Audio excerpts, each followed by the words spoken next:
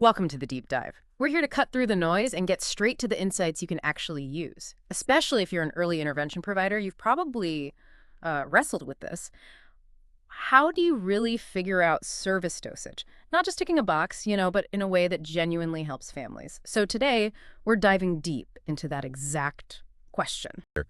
Our goal today really is to go beyond just the legal definitions. We want to explore how we determine and implement service dosage with the family right there at the absolute center of it all. Okay, let's start right there. Unpack that a bit. We know IDA, Part C, lays out requirements for the IFSP, the Individualized Family Service Plan, things like frequency, intensity, method, length, duration. These 5 components of service dosage. Yeah. It sounds pretty straightforward on paper, but here's where I think it gets really interesting. Can you talk about the difference between service dosage, the provider visits, and the actual amount of practice a child gets day to day? Ah, yes. That is such a critical distinction. It's probably the core misconception we often navigate. We tend to equate, higher dosage, meaning more provider visits, with more practice for the child. The real game changer isn't how often we visit. It's when we support caregivers with the right frequency, the right kind of support. Support that builds their confidence, their competence. Okay, so building the family's capacity. Exactly. When families feel competent and competent, they are the ones delivering potentially way more practice opportunities daily, within their routines.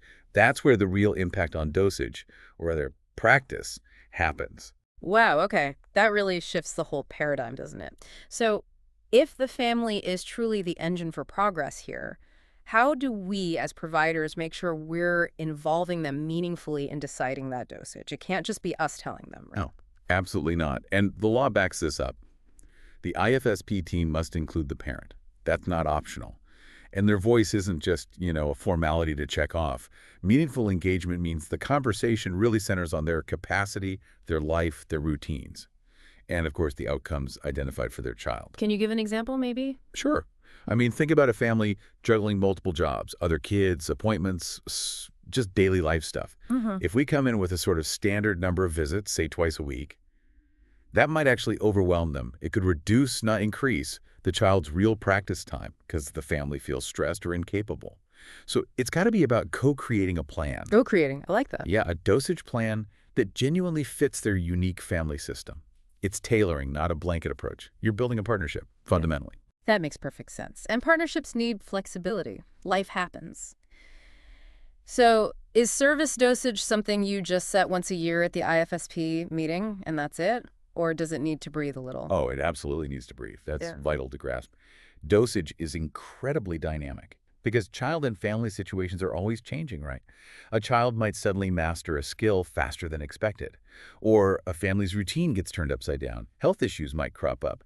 Teams really should be talking about dosage not just at those annual meetings, but between them too, regularly checking in. So more frequent conversations. Yes, or at least being open to them. It might mean adjusting things, maybe short bursts of more intensive service for a period, or even planned breaks sometimes, if that's what supports the family best at that moment. It's all about responding to those critical changes to keep optimizing support for family capacity and the child's progress. A responsive living plan. Okay. But let's be real for a second.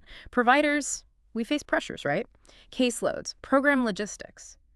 How do we balance that reality? How do we ensure that it's genuine family need driving these dosage decisions and not just, scheduling constraints or caseload numbers? That's a tough question, and it's one we all need to constantly ask ourselves.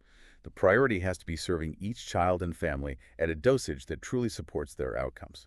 Full stop. Now, practical things like everyone's availability, coordinating joint visits, the child's health, of course, those factors play a role. They're part of the reality.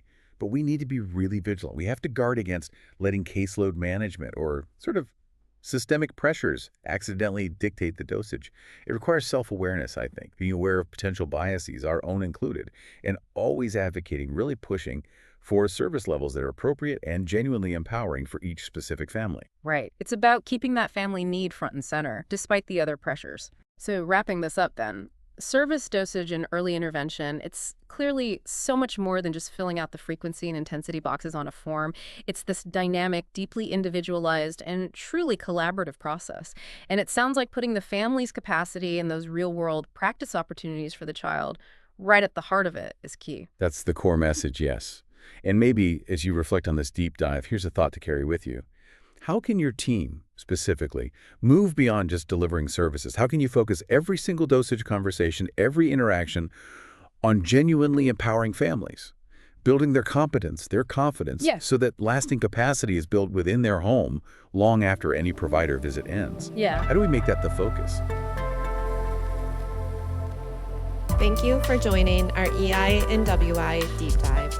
Join us on our Wisconsin Resource YouTube channel for other important conversations that will support your work in Wisconsin's Birth to 3 program.